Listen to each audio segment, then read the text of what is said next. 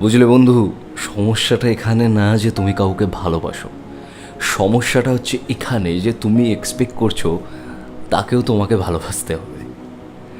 আরে বন্ধু, সমস্যাটা এখানে না যে তোমার জীবনে তার অনেক গুরুত্ব, সমস্যাটা এখানে যে তুমি এক্সপেক্ট করছো তার জীবনেও তোমার সমান গুরুত্ব থাকতে হবে।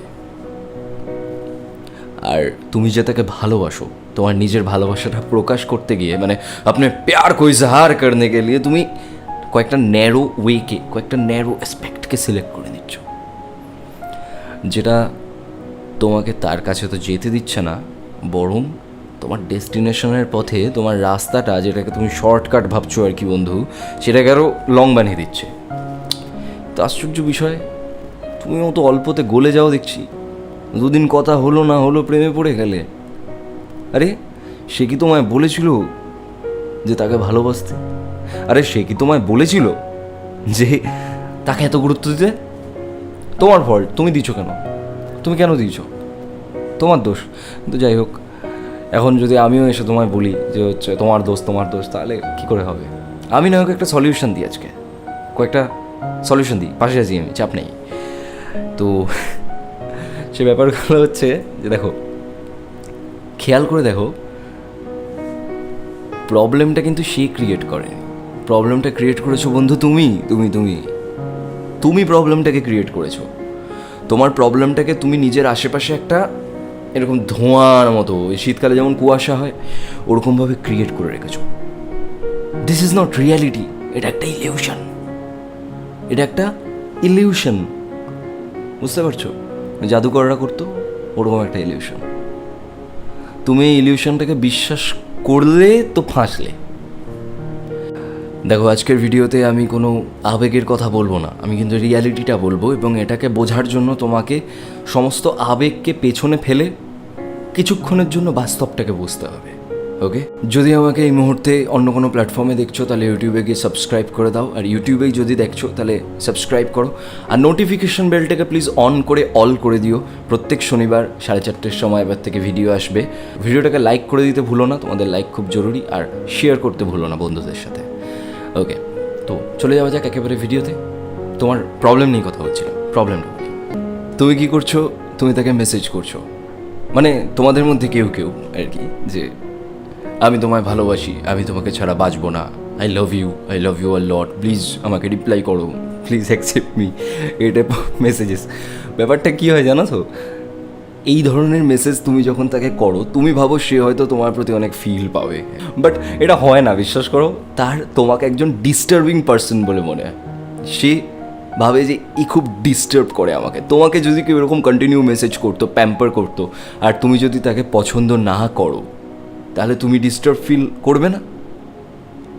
তুমি তাকে নিজের ভালোবাসা প্রকাশ করতে গিয়ে কি হলে না, তার চোখে ভিলেন হয়ে গেলে। বুঝতে পারছো? This is wrong, don't do this.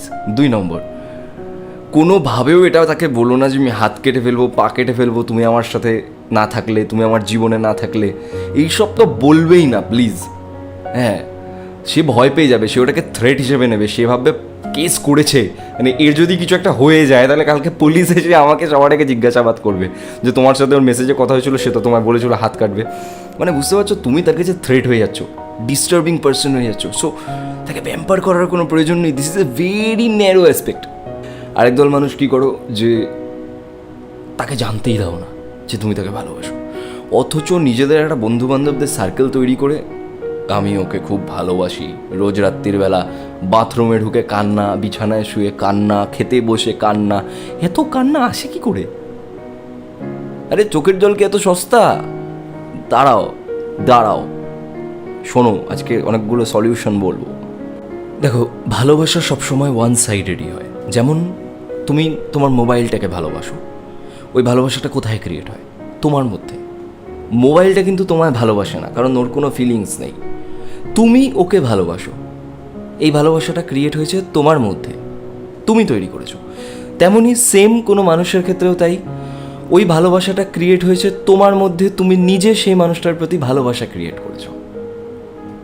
সেই মানুষটা এসে কিন্তু তোমার মধ্যে ভালোবাসাকে ক্রিয়েট করে দিয়ে যায়নি, তুমি ক্রিয়েট করেছো তার প্রতি একটা ভালোবাসা, তাই না? কখনো তার গুণ দেখে, কখনো তার রূপ দেখে, কখনো তার কোনো কাজ দেখে, কখনো কোনো কারণ ছাড়াই তুমি তাকে ভালোবেসেছো।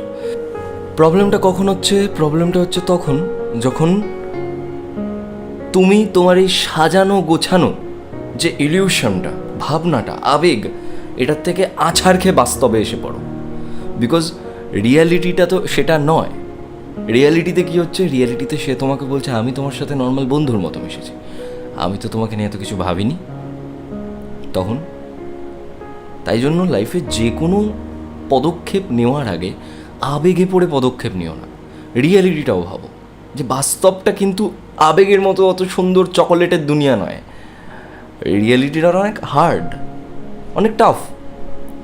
যে মানুষ রিয়ালিটিকে অবজ্ঞা করে চলে, যে মানুষ বাস্তবটাকে উপেক্ষা করে চলে, সে মানুষের থেকে দুঃখী মানুষ পৃথিবীতে কেউ নেই। কারণ বাস্তব হলো পৃথিবীর সব থেকে কঠিন সত্য, এবং এই কঠিন সত্যটাকে আমাদেরকে বিশ্বাস করতেই হবে, তাই না? আজকে তুমি একজন ভালো মানুষ বলে তুমি যদি ওপর থেকে পড়ে যাও, তাহলে তোমার ব্যথা লাগবে না তা তো হবে না। আরে বাস্তবে তো ব্যথা লাগবে। ব্যাপারটা হচ্ছে সেরকমই, বাস্তব সবার ক্ষেত্রে সমান। তুমি যতই ভালো মানুষ হও, যতই খারাপ মানুষ হও, বাস্তব সবার ক্ষেত্রে সমান।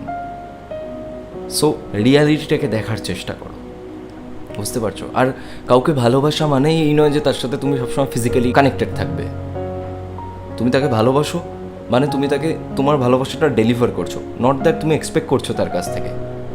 সে যদি তোমাকে পছন্দ না করে, নাই করতে পারে, এটা তার চয়েস। তুমি রেসপেক্ট করো তার চয়েসটাকে, যে সে তোমাকে পছন্দ করছে না, এবং এটাও জানার চেষ্টা করো কেন সে তোমায় পছন্দ করছে না, তোমার মধ্যে কী খামতি আছে। হয়তো তার চোখে সেটা তোমার খামতি। তোমার যদি মনে হয় যে সত্যি এটা আমার খামতি, তাহলে তুমি সেটাকে রিকভার করে নাও। This is a great chance to recover your personality. টাকা পয়সা, বাড়ি গাড়ি, এগুলোর থেকেও বেশি যেটা বড় ব্যাপার সেটা হচ্ছে পার্সোনালিটি, যেটা সবাইকে অ্যাট্রাক্ট করে অনেক বেশি।